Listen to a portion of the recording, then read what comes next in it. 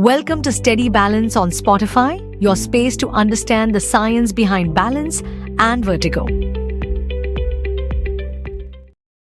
मेरा नाम है डॉक्टर नैतिक अजय शाह, ईएनटी सर्जन, नियत ईएनटी हॉस्पिटल, अहमदाबाद से।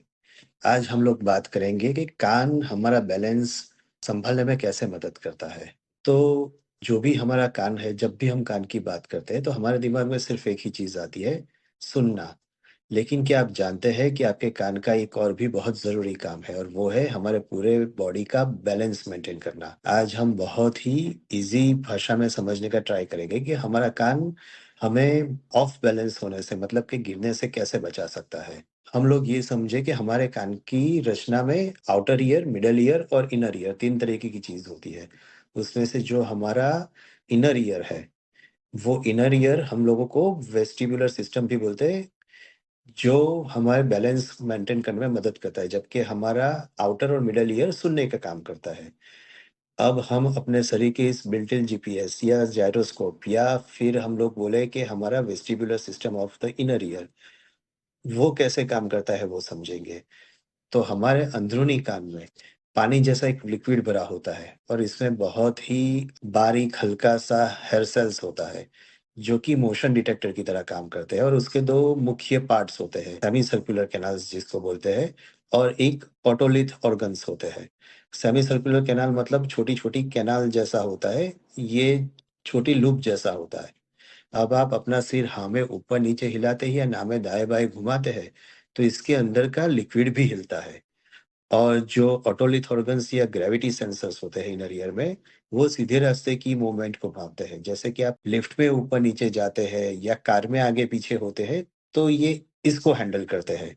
सो जब भी आप हिलते हैं, ये लिक्विड उन बारीक बालों को झुकाता है। बाल झुकते ही एक इलेक्ट्रिक मैसेज तुरंत आपके वेस्टिबुलर नर्व के ज़रिए दिमाग तक पहुँच जाता है। अब ये 3 की टीम में काम करता है। जो हमारी बैलेंस की टीम है, वो 3 लोगों की है। हमारा दिमाग अकेले कान के भरोसे नहीं बैठा। बैलेंस बनाने के लिए 3 लोगों की टीम काम करती है, जैसे कि हमारे कान, हमारी आँखें और हमारे पैर के जॉइंट्स और मसल्स। दिमाग इन तीनों से मिलने वाले सिग्नल्स को आपस में मिलाता है और आपको सीधा खड़ा रखता है। अब हम समझते हैं कि हमें चक्कर क्यों आते हैं? Why do we feel dizzy? तो जब सवाल उठता है कि चक्कर क्यों आते हैं या बैलेंस क्यों बिगड़ता है? तो जब कभी हम अपने कान में कोई सूजन आ जाए या कोई इन्फेक्शन हो जाए या कान के अंदर मौजूद छोटे-छोटे कैल्शियम क्रिस्टल्स अपनी जगह से हिल जाए, तो कान दिमाग को गलत सिग्नल भेजना शुरू कर देता है। जब ये होता है कि आपकी आँखें कुछ और देख रही है और हमारा कान दिमाग को कुछ और ही बता रहा है। इस मिसमैच को या इस कन्फ्यूजन की वजह से हमें चक्कर आने की संभावना हो सकती है, जिसे हम लोग वर्टिगो या डिज़ीनेस बोलते हैं। तो इसीलिए अगर आपको या हमें किसी को भी चक्कर आ रहे हैं या चलते समय बैलेंस बिगड़ रहा है, तो इसका सीधा संबंध आपके कान से हो सकता है।